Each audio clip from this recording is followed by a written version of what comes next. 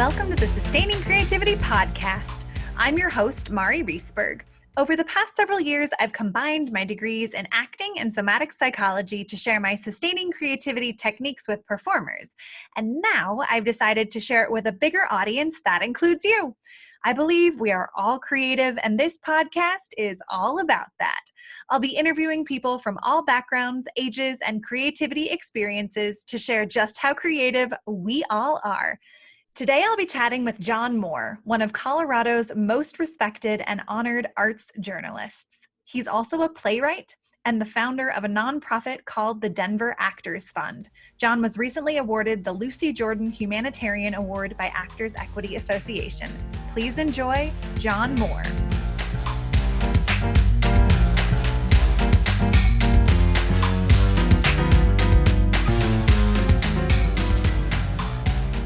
Well, welcome to the Sustaining Creativity Podcast. Today, we have a very special guest. John Moore is here with me to chat about creativity. Thank you so much for being here. I'm so excited to chat with you. Thank you for having me. Well, why don't you share a little bit about who you are and what you do? Well, my name's John Moore. I'm a lifelong journalist in Denver, one of the dying breed. I'm a native. I grew up in Denver. I went to Regis High School and University of Colorado. I worked at a number of newspapers around the country early in my career, but I settled back into a life at the Denver Post. My first half of my career was as the deputy sports editor. And then I took a gigantic left turn when the opportunity to go work in arts and entertainment came up. While I was there, I started to cover underground music in the Denver area. And it was at that time that I started the Underground Music Showcase, which is otherwise known as the UMS in Denver, now entering its 20th year. And about a year after that, the theater critic position opened up at the Denver Post. And I have had a lifelong appreciation of theater and participation in it to a certain degree, but mostly as a fan. But when the opportunity came up to be the theater critic, I was asked to do it on a temporary basis. I did it for a couple months while they were conducting, a more formal job search of way more appropriate candidates. So I was just doing it to help my boss fill a gap. And then a couple of months into it, he said, "How would you like to do this full time?" And I was having a ball. I didn't think I was adequate. I thought they deserved a much, more intelligent human being to interpret their art. But I did it, and I did it for 12 years. I loved it. It was a very challenging position, came with a lot of responsibility, and I took that very seriously. I was a very hardworking theater critic. I made sure that we spanned the state, and we tried to cover as many different theater companies in Colorado as possible. And I think after the theater community kind of got over their disdain for the Denver Post hiring a sports guy to cover theater, they eventually started to come around to understanding that if nothing else, I had a tremendous work ethic.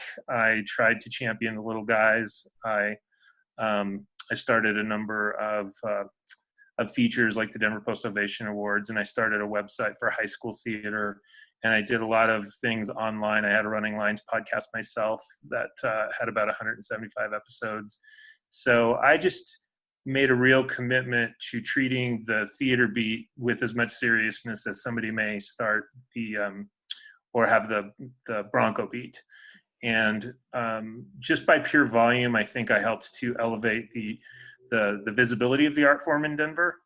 And as a result, it was very fulfilling, but it was also hard on me psychologically too, because it's a job that necessarily comes with a certain level of antagonism with your readership. It was very important for me to respect the form enough to have a high critical bar, which meant that I just have a sense that in this day and age, with the continuing diminishment of the media, that what passes for theater criticism now is primarily boosterism and promotional kinds of journalism, which doesn't do a lot to get people to your theater because it's all sunshine and unicorns. And it was a privilege, but also a responsibility to be the person to say, you know what, this is one of the most amazing things I've seen all year. You will be missing something if you don't come to this. And then there were times when I would have to be in a position to say, you know, I know what standards this company has, and I feel like you might want to skip this one. Nobody ever wants to see that written about themselves in the paper. So I never intended to do it for a living.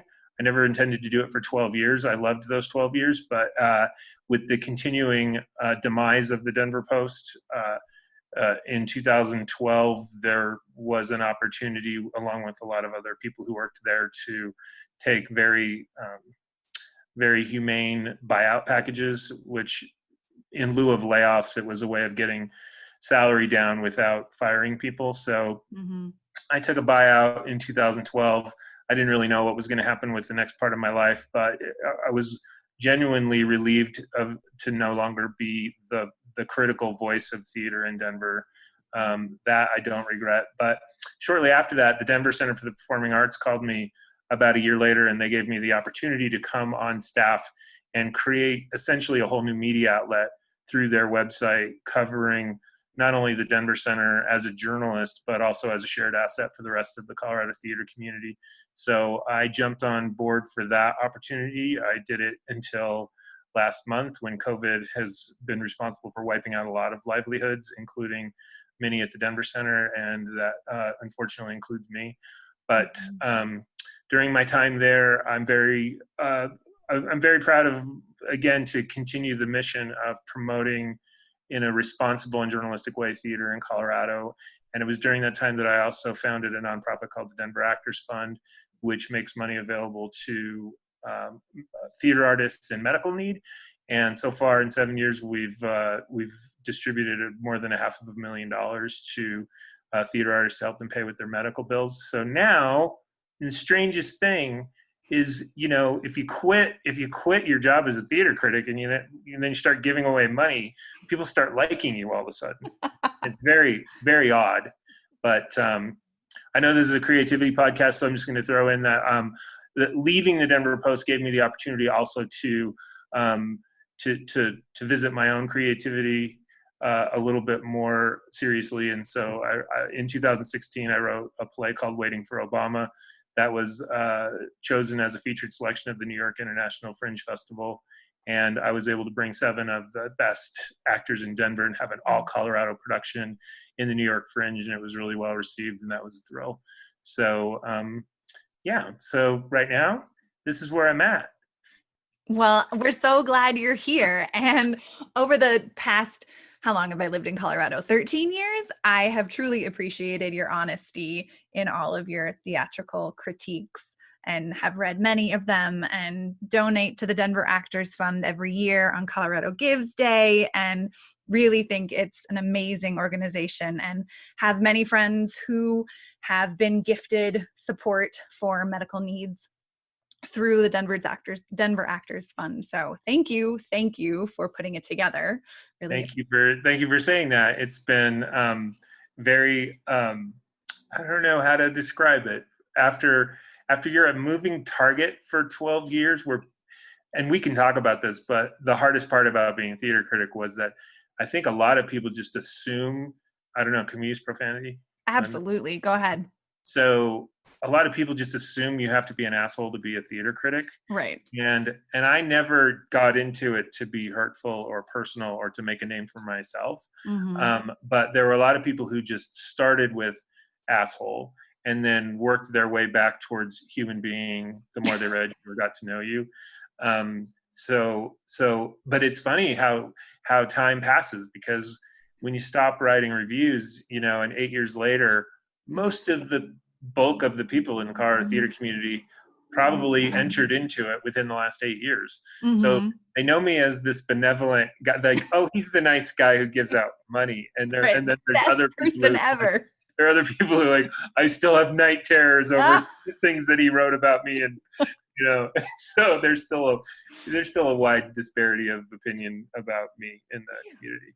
And it sounds like there's, a lot of love and support there as well, even when people felt like you didn't appreciate what they were doing or like what they were doing. And in all seriousness, it's I think if I have a legacy at all, I hope that it has something to do with helping this community to find its better self.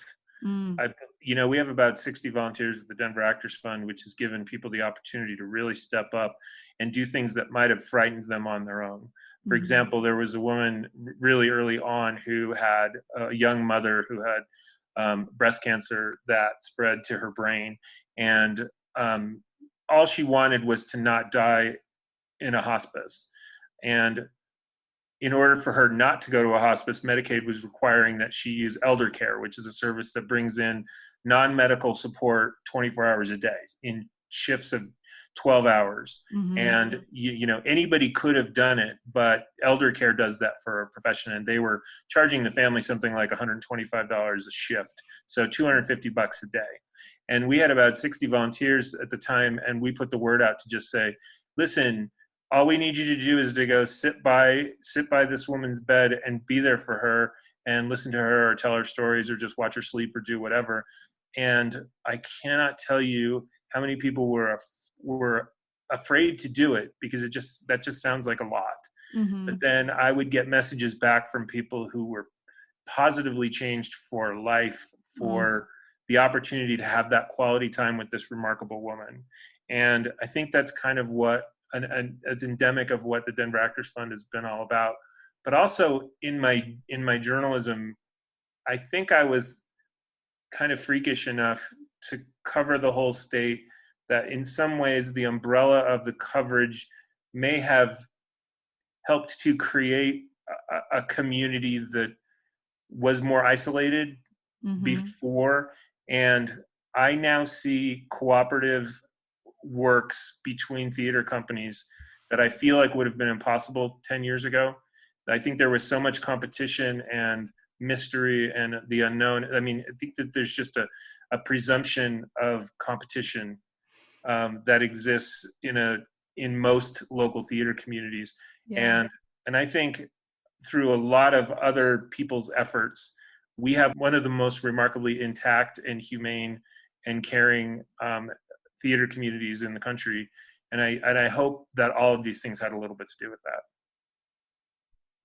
Yeah, I would agree. There is such a camaraderie and support system that I have felt and found in the theater community here in Colorado. Well, since we are here to talk about creativity, it sounds like you have such a vast experience of it. If you were to sum up or share a little bit about what creativity means to you, what would you say? Well, it's a really interesting question because it seems so simple, but it's sort of like asking somebody, what do you think of breathing? To me, my brain is going all the time. It's usually focused on work, but I'm one of the very few lucky journalists who most of my work is creative. Even writing a feature story for the News Center. If you and I were doing an interview and I was just interviewing you about your life story, the creativity begins with the questions, just as they started with you. But if then I were to go back into my little my desk and how do I write your story? Everything is a creative opportunity. How I engage with those words is how invested I am in telling your story. And I would always feel like if you were willing to give me your life story, I better give it my entire intellectual capacity to write that story as interestingly as your life is. Otherwise, I haven't done you justice. So when I think about that question, I think it is to be creative is to just be, to be awake. Every waking moment, I'm thinking about, what story I'm working on, which paragraph I might be struggling with, which words aren't really put together in the way that I want them to. But I'm also thinking about other stories that are coming down the line. And being a multimedia journalist these days, you're thinking, is this a photo story? Do I tell this with my camera? Do I do this with would this be better with a video? Would it be better even just as a social post, an Instagram story? You know, your question really kind of threw me, because I was trying to think what in my life doesn't involve creativity. And I'm so grateful for that. I feel so much more grateful for my life after you asked that question, because I think about the ways our lives can go. And I was an English major at the University of Colorado, and I was Phi Beta Kappa. I was one of the good boys. You know, I did everything. I took it seriously. I did it right. But I didn't major in journalism, in part because it was such a specific program that I swear to God, in my first semester, I was assigned to a prerequisite course on the history of the printing press. And I thought to myself, I would rather be studying Introduction to Ukrainian Literature than the history of the printing press. So I had to have some faith that at some point, if I was going to be a writer, that my life would just take me in that direction. So I decided to take liberal arts and study just a little bit of everything. And oddly enough, when I got my first job out of college as a reporter, it came in handy, because I had taken intro to law, I had taken intro to business, I had taken intro to economics. I knew just enough to not be an expert at anything, but it meant that if an editor told me that I needed to go sit in on a City of Littleton City Council meeting where they were talking about mill levies, and if I didn't know the first thing about what a mill levy was, I would have been lost and useless. But I also feel like if I had studied journalism, I would have been very specific. Certain skills would have been much more honed, but I don't know how practically useful I would have been. So my point about the story is that before I got that first job as a reporter, though, I got a job at a newspaper, but the job was selling ads. And I thought, I'm one step closer. But for me, I committed to selling ads for a summer, and I was given a revenue goal. And it turned out I was actually okay at being successful at it, but I was developing an ulcer at age 21. The idea of making your quota of little house ads in the newspaper, and then just barely making it, and then having your total go back to zero, and having 7 more days to get back to there, was terrifying and miserable, and it was not creative. There was a whole, if anything, it was the opposite of creative. It's, sales is lying, sales is, what do I have to tell you to get you to buy this? So maybe there's some creativity in that. Yeah, some people might call that creative. The toxic part. So, but at the end of that summer, I went to the editor of the paper, and I said, are there any jobs? And they said, this was at the Littleton Independent. There was one job covering entertainment and business, because those go hand in hand. But the salary was $8,000 a year. But at the time, I had 5 roommates, and my rent was $99. And I said, hey, as long as I can pay my rent and buy a pizza, I will be happy making $8,000 a year covering arts and business. And but I was giving up. It's all relative. But by the end of that summer, I was making 3 times that much selling ads. But I never regretted it for a second. And really from that day on, I didn't mention this before, but I've also been a high school theater teacher, high school journalism teacher, which involves a lot of creativity. And I realized I've never had a job like that since that wasn't creative. And I realized that I think I'd be dead if I weren't using creativity all the time in my life. So I'm really grateful. I don't know if I answered your question, but yeah. Oh, absolutely. No, I love the response of your whole life is creative, and you see creativity in every aspect of your life. And if you didn't, it wouldn't be the life you want to live, is what I'm hearing. Yeah. Yeah, absolutely. So when you think about creativity, and you talked a little bit about kind of sometimes when you're writing or thinking about challenges or how to share someone's story, what happens when you do bump up against challenges within creativity? Well, in my line of work, the challenge to creativity, I guess, would be censorship, right?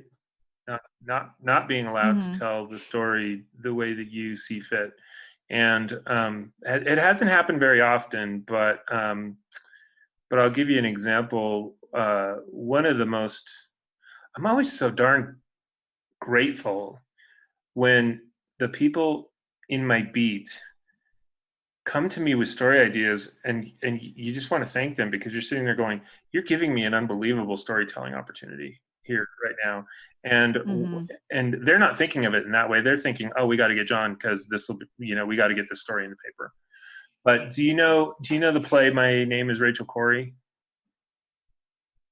I'm not familiar with that play. This was a woman from Washington who went to Palestine as an act of civil disobedience, and she was concerned with our perception of human rights in Israel and Palestine, and how we're so naturally a pro-Israel country. She wondered, are we getting the full story? So, long story short, she was killed standing in front of a Palestinian house where the Israeli army essentially bulldozed the house, and the only way to bulldoze the house was to bulldoze through her. And she refused to move, and she was killed. And the justification for it was that the Israeli army believed that this row of houses contained a tunnel underneath them. So their solution was to just bulldoze everything. So Rachel's family found her journal, and they turned it into a book, which became a one-person play. And it was essentially a plea for, it wasn't even it wasn't a political play. It was a plea for people to look at both sides of every story and to just hear her story and think about whether or not you've been given the full truth in your life about that particular region of the country. And so the play was very controversial in other cities. And Brian Freeland, who was one of Denver's treasures, he's now living in New York, but he ran the Lita Project, and he brought that play to Denver. And he called me and said, would you like an interview with Rachel Corrie's parents? And I said, of course. I mean, I'm not, that wasn't even a political response. I don't have a political position in this. I just know a good story when I hear it. And I know that these are two grieving parents who are trying to keep the memory of their daughter alive by honoring her, by making sure that her story gets told. But it was very controversial everywhere that this play was performed. Companies had to hire outside security in case of there were death threats, and there were things like that.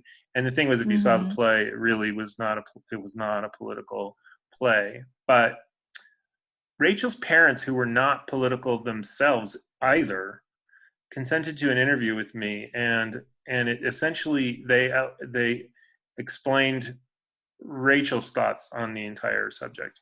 And so my editors got excited about the fact that this theatrical event that was creating all this controversy was happening. And so they initially had said, we don't want that story in the arts and entertainment section. This covers such a broader ground. We're going to put it on the front page of the whole newspaper. And when you're an arts reporter, you don't aspire to the front page, but when you do make it to the front page, it means that some much more experienced journalists at the paper have decided that you've written one of the most interesting stories of the day. So it's kind of a win. So, and it's a win for the theater, because more people are going to read a story on the front page. So I feel good. I turned my story in. It was edited by several people.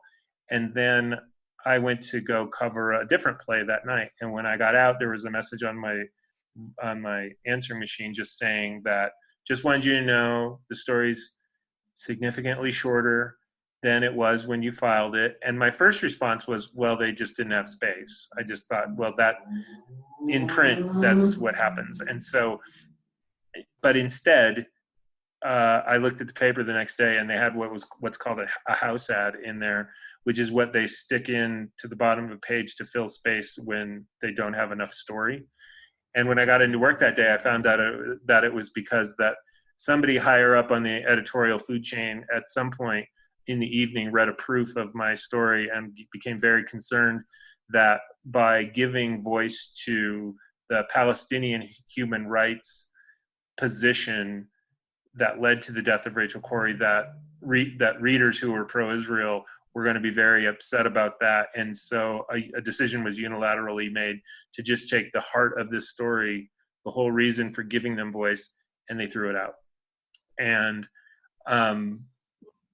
I guess this is a relative story to your question, because there's nothing worse than feeling like your creative heart and soul that you've put into something has been judged unreadable, or that's Right. been decided that no one's going to see the result of that. And that didn't happen very often, but I think it's a struggle that every journalist has to go through at some point in time, is when they feel like they've been stifled, because it felt pretty hollow. Yeah. And how do you have any techniques that you work with yourself to move through those moments of challenge? It's so funny to talk about the era of print newspapers, even though there still is a print newspaper, but I know that the majority of people aren't looking at it. But the idea that I miss a robust print newspaper every morning, because online all the news is there, but it's essentially listed by what's the most recent thing that's been posted, and the print is this snapshot of the day where the brightest minds at the newspaper have considered everything that's happened in the world in the last 24 hours and have decided this is our front page. This is the mix of news that we think if you only read one page, this is what you need to see. And so I always looked at the front page especially as something sacred, and when something like that happens, the salve, I guess, is the fact that there's going to be another one tomorrow. There's no time in the newspaper business to stew or to think about anything too long. You're like, well, I'm working on 2 more stories for tomorrow, and you just get back to work. Yeah. So there's not a lot of lag or downtime to mull it over or think about how I could have done it differently, or the should have. Yeah, that's an interesting question too, because in this era, you only get one shot at print, but you've stumbled onto something that's actually a really hot button issue in journalism, because more and more now, I don't live in a print era. I write a lot of things that get printed in magazines and things like that, but for the most part, I write for online. And when it's a developing story, you can just continue to grow it. You continue to add things to it. If somebody calls you up and says, you misspelled the name of the person who this story is about, if that's in print, you can't, it's in print forever. And one of the beauties about being online is online gets you the opportunity to go back and continue to hone it and continue to revise it until you get it to a point where you think this is the story of record. And then it's like clay. You just get to keep playing with it until it's time to work on the next one. Nice. Yeah, I like that image, that it does continue to get molded over time as new ideas keep coming up. Nice. So you've shared a little bit about kind of your younger years in creativity and some business ventures, but what's your earliest memory of creativity or being creative? This is easy. I'm the youngest of 8 children, and my mother and father were both journalists. They both actually worked at the Denver Post for a time, but my mom spent most of her time covering pretty hard news for the Arvada Sentinel. And one of my favorite memories was that on our picnic table style kitchen table, which was inside because it was the only way you could get 10 people around a table. So we essentially had, a picnic table in the kitchen. But I can still see my mom on one end of the table with her typewriter, typing away on whatever story she's working on. My dad, who was a sports writer for the Denver Post for 35 years, at a time when the Denver Post was an afternoon paper. So he might still be working on deadline at noon for that afternoon's paper. So my mom would be on one end typing away, my dad would be on another end typing away, both of them with their cigarettes burning. And then on the bench in between them is me, and I've got my typewriter, and I'm typing the More newspaper, named after I should say it was named after my family, but it was actually just named after me. But I, at the age of 8, literally, for 3 years, I put out a neighborhood newspaper.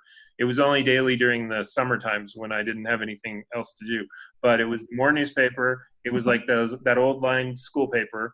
And at first, I just only had one copy of each paper, because I would put it in and I would type out all of I covered hardcore news. That was around the time when there'd be, Watergate news, and there'd be assassinations, and there would be also the local foosball results, and tonight's TV highlights, who's the guest star on McHale's Navy. But I, for a long time, I typed out one version. It was like one page, single spaced, and it was all the news you could fit on a page. And then all I could do was like pass it around.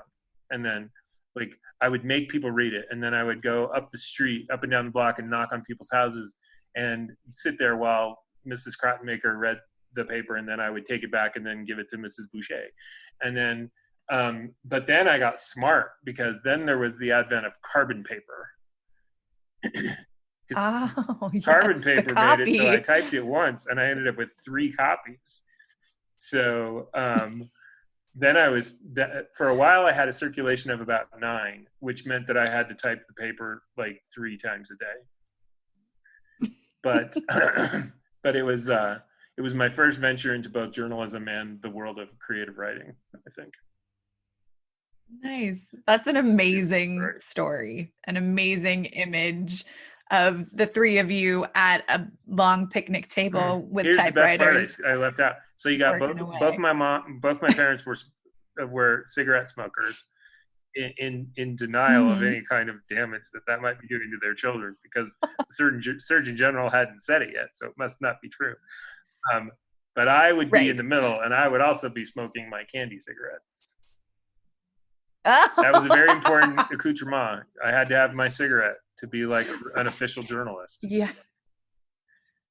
That makes sense. That's like the stereotypical journalist image: typewriter, cigarette, glasses halfway down your nose. Made of sugar.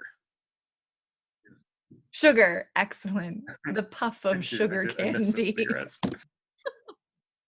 So what inspires you these days? I'm at a really good place in my life as a storyteller, as far as my professional work, because I'm not a reviewer. That was one of the most important things when I went to the Denver Center was, hey, I'm not working for the Denver Post anymore. If you want to put me to work, that's fine. But it would make no sense for me to foment any kind of hostility in this position working for the Denver Center, both for their sake and for the Denver Actors Fund's sake. I'm in a period of time in my life when I love the fact that I'm not pissing anybody off for the most part, just everyone in my family. But besides them, I'm not pissing anybody off in the community.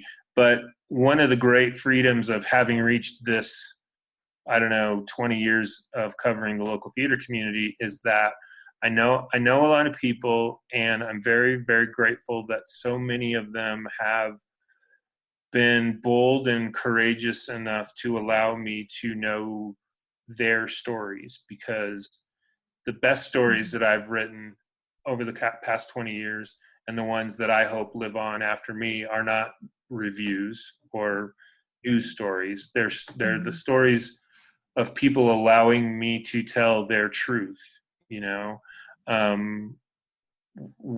some examples being Karen Slack, who was a local actor, really fairly early on allowed me to tell the story of her issues, her lifelong issues with chronic pain in her spinal cord.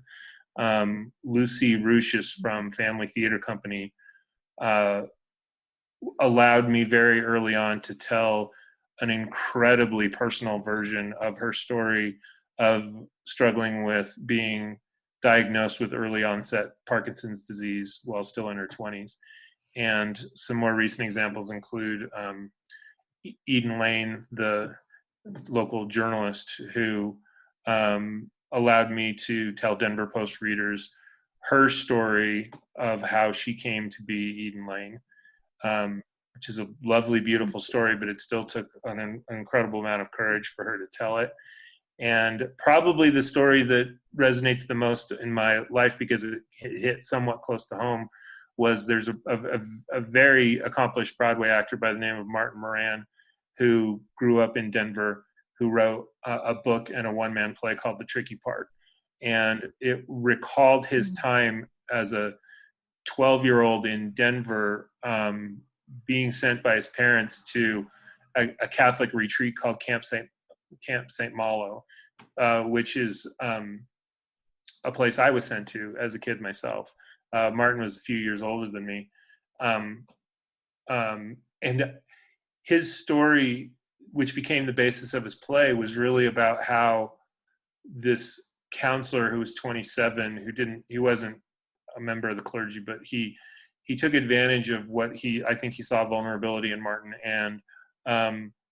and Martin experienced a sexual response for the first time in his life at age 12, and it was sick, and it was wrong, and there was no justification for it. But the reason his story is called The Tricky Part was because there was love in it, and there was not violation, and there was no violence involved. So Martin at 12 did not understand that what he perceived of as a relationship was actually sexual abuse, and it led to a stolen, hidden relationship that lasted throughout his whole high school years, and ultimately led to several suicide attempts by Martin, because this crossroads of his life sent him down a path that no 12-year-old could ever be prepared for. And Martin just wrote what I think is maybe the most powerful, simple, complex one-person plays that took so much courage to write it. It took even more courage to produce it and to present it. And when the time came, he opened his one-man show in New York at a time when it was very difficult for somebody who was just doing a one-man play to get the attention of anybody. And so I got a call from his producer, a man named Seth Barish, and he said, "I think you know who Martin Moran is." And I said, "Yeah, I think we went to the same high school and this and that." And he said, "Well, we're doing this play in New York, but nobody's coming because we can't get anybody's attention. And the New York Times won't even return our calls. But is this a story you might want to write for the Denver Post?" And Martin allowed me to write his story in such a way that it wasn't just a Sunday feature. It was a page one story that ended up taking 4 pages in the broadsheet Denver Post, because it involved a sexual predator who was still out there, who had never been arrested for what he did. So it became a sort of a team effort to sort of track down whatever happened to his abuser. So a news side reporter took that story, and I took Martin's story. And again, it may have been the most harrowing but creative story that I ever had the opportunity to write, because it was such a powerful narrative. And the joy and the satisfaction for me came after the story was printed in the Denver Post. It blew up because so many readers of the Denver Post who were of Martin's era came forward and said, "Yep, he abused me too." We didn't know what to expect about that, but from a journalism point of view, it was an important story. It was important that this man be held accountable for what he did, but also from a creative point of view, Seth Barish told me this story where a couple of days after my story came out in print, he got a copy of it at the newsstand in New York, And he went right down to the offices of the New York Times and asked to speak to the chief theater critic, Ben Brantley. And he allowed him to see him. And he just holds up this Denver Post broadsheet that shows the lead story on a Sunday being this very complicated story about Martin Moran's life, and said, "This is how important the people of Denver think Martin's story is. Do you think this changes your idea about whether you'll come and see this play?" And he looked at it and he said, "Absolutely, I'll come and see the play." It was because of that story that he went, and he wrote one of the most beautiful love letters to theater in writing about Martin's story, that it changed the trajectory of the rest of his life, because the play was then, which was, not, as I said, not attracting a whole lot of attention after that. But then when the New York Times comes out and tells people that they've got to go see it, it led to his book deal. It led to the sequel that he wrote after that. And more than anything, it led to healing. Mm-hmm. And to be part of that in some small way, to be the messenger, is the most glorious use of creativity that you can use professionally that I can ever imagine.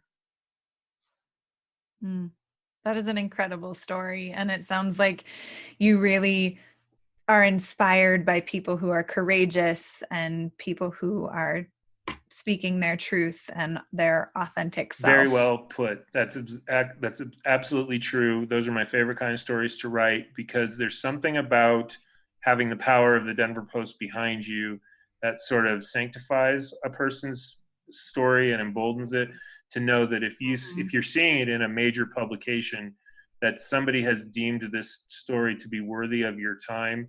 And there's also a presumption that you're on their side in a way. And I don't mean that to mean like this, that the editorial is slanted towards a particular sympathy. It's that every editor makes the decision knowing that there are probably people who were horrified by any number of those stories that I just mentioned. Yeah.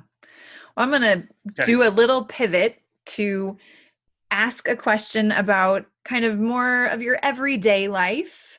And what's an everyday issue that you have had to use creativity to solve? That's a really interesting question too, because again, when you're just dealing with life's everyday issues, you're not really thinking, is this a creative response to this problem? Right. But if I could get a little personal, I only say this because it's top of mind right now. If your listeners didn't deduce this, my job was eliminated a month ago by the Denver Center for the Performing Arts. Not only does that end probably my career as an arts journalist in Denver, because there are no more jobs to necessarily go for. The era, I was the last salaried full-time theater journalist in Colorado. And ironically, I have been really ever since the Rocky Mountain News folded in 2009. There hasn't been anyone at the Denver Post since me, and there hasn't been anyone else independently who has been tasked with covering the theater community full-time. It'll never happen again. Mm-hmm. And then the Denver Center hired me to essentially do that and to continue that mission. And I thought I was on borrowed time, but the mission was so successful that I thought we had more time than we did. And so COVID will always be this gigantic hole in my heart, because it brought on the end of the mission. And what's been helping me emotionally to deal with my sadness has been the response by the Colorado theater community. I think as much for my work at the Denver Actors Fund as for my journalism, but I think a lot of people recognize that this is the end of an era, and I need to probably find a new profession to move into at this point because of that. But one of the tragedies about it is that a lot of theater companies were getting quote unquote media coverage from me that they weren't getting from anywhere else. And with me no longer in that role, they lose as well.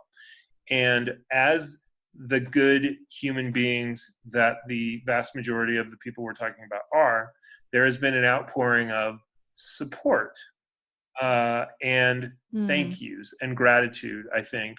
But mostly, I think the community looks at me as in a very vulnerable situation, as, being fired on one day's notice and just suddenly being cast out into a pandemic is terrifying. And there's no reasonable expectation of reemployment anytime soon. But I'm also used to taking care of myself and not being one of those people who is dependent on other people to solve their problems for them. So I'm a very pragmatic person too. So even though journalism has never been a lucrative career, I've prepared for the worst, and I know that this is going to be challenging for me to get through. But I'm one of those people that does not want to become somebody else's campaign to help. To me, it speaks to like a superpower you have of resiliency and your ability to see it in other people and kind of hone it for yourself as well. Well, I will say that I think creativity is the ultimate expression of compassion, even though I'm a big fan of sort of like violent rebel art as well. But I do think, I do feel like for the first 12 years when I was the theater critic, I think a lot of people just presumed I was playing a part. There's just a stereotype about theater critics that they're in it for the wrong reasons, that they're snide and they're jealous and they just didn't have enough talent to do it themselves, and they're getting all their revenge out through their words. And I got in it to champion the art, but without being easy about it. And I feel like creativity is a tool. It's a powerful tool, and it's a weapon. It's good, but it's a weapon that can be used for good. And I do think it's the most powerful expression of compassion that we can have. And that's why I'm glad to be considered part of the creative community. I love it. Well, to just wrap up, how would people get in touch with you or find more out about the Denver Actors Fund moving forward? The Denver Actors Fund, I appreciate your bringing that up, because just like all the theater companies that are shuttered, we're in a pretty terrifying place of our own, because so much of the money that we raise to give out to the community is organically raised by theater companies who have collections on our behalf at their shows and special events. None of those shows or special events are happening right now. So, but isn't it interesting how resilient the human spirit is, though? Because what we did about a month ago in response to COVID was that we knew that people being thrown out of their jobs and unable to earn income on shows was going to make it very difficult for them to pay the rent, buy groceries, do things like that. But those things for the first 7 years have been out of scope for the Denver Actors Fund. So we, in the course of a weekend, essentially created a second fund called the Deer Fund, and we put $25,000 of our own reserves in as seed money as a specific response to COVID, so that we could give it to people for non-medical reasons, and they could use it for groceries and they could use it for rent. And the most beautiful thing in the world has been to watch that initial $25,000 grow to $75,000 through donations throughout the community just in the past month, which is going to allow us to go from only being able to help, they go out in $250 stipends. So this has obviously tripled the number of people that we've been able to serve. And so, but we rely on the continued goodness of people's hearts at this really difficult time. The donations are still coming in, which is sustaining us. So if anybody wants more information on the Denver Actors Fund, our website is denveractorsfund.org. And if anybody wants to contact me, they can just email denveractorsfund at gmail.com, and they can learn about how to become one of our volunteers who go out and do things like grocery shopping and snow shoveling and helping people with transportation and medical appointments and things like that. Or they can just give us money. Excellent. Well, thank you so much for taking the time to chat with me about creativity and share bits and pieces of your story and stories that you've written and covered. I really appreciate it. It's been I'm honored to be one of your guests, and thanks for sharing.